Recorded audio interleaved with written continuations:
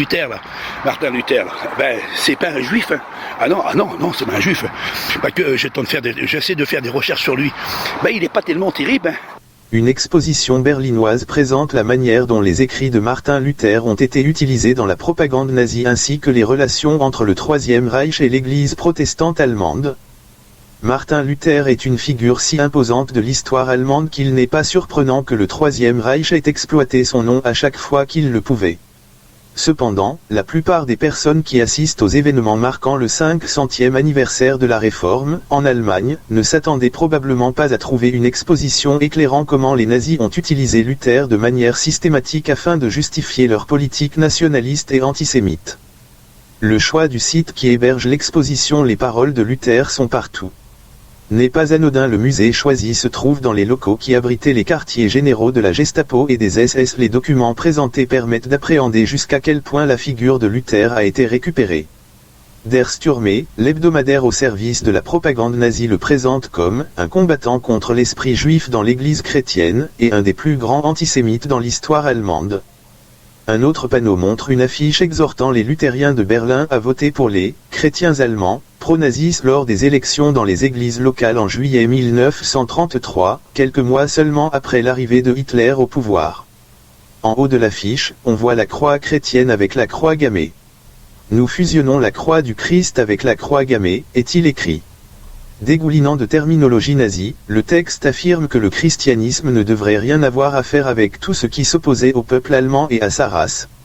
Le titre de l'exposition provient d'une citation du théologien Dietrich Bonhoeffer, datant de 1937, « Les paroles de Luther sont partout, mais leur signification a été détournée ».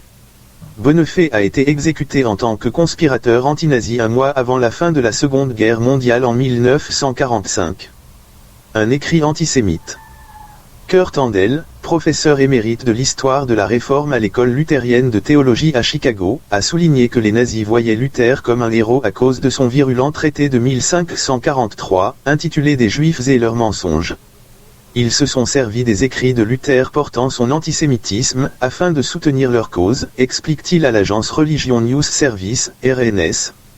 Le traité du réformateur allemand exigeait que les juifs soient expulsés des villes allemandes, que les synagogues soient brûlées et que les rabbins aient l'interdiction de prêcher.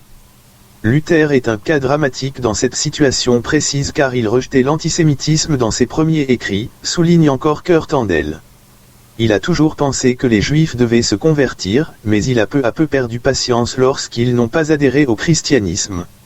Le traité de 1543 du réformateur était quasiment oublié depuis des générations, jusqu'à ce que les intellectuels allemands du XX siècle l'incluent dans ses œuvres complètes. C'est à travers cette réalité que Hitler et ses partisans l'ont découvert, ajoute Kurt Andel. Les nazis ont célébré le 450e anniversaire de la naissance de Luther en novembre 1933 par une journée nationale allemande, où l'orateur principal a rendu hommage à la mission ethno-nationaliste du réformateur et appelé à l'achèvement de la réforme dans le Troisième Reich.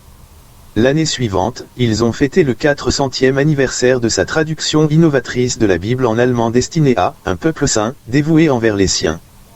En 1938, la propagande nazie insistait le fait que la nuit de cristal qui s'est déroulée du 9 au 10 novembre et durant laquelle les nazis ont incendié plus de 1000 synagogues et détruit des magasins appartenant aux juifs, avait eu lieu le même jour que l'anniversaire du réformateur.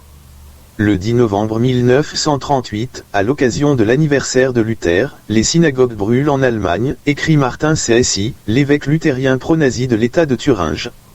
Le peuple allemand doit entendre les paroles de cet homme qui était le plus grand antisémite de son temps, insiste encore l'évêque.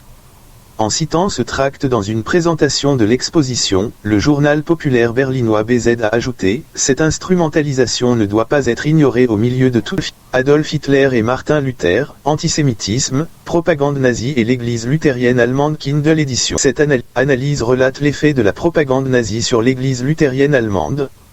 Les principaux érudits religieux ont qualifié Martin Luther, le fondateur de l'église luthérienne, de prédécesseur spirituel d'Adolf Hitler.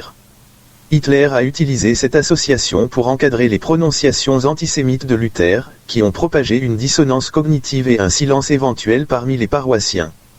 Le message nazi de marginalisation et d'éradication des Juifs a été adopté par les principaux dirigeants et théologiens luthériens allemands, qui ont formé une interprétation arienne des textes bibliques. Le récit par Hitler des pogroms juifs suggérés par Luther a provoqué des conflits au sein de l'Église non seulement pendant le règne d'Hitler, mais aussi après la Seconde Guerre mondiale, lorsque les luthériens allemands ont été forcés de concilier le comportement antisémite sous l'examen des Alliés.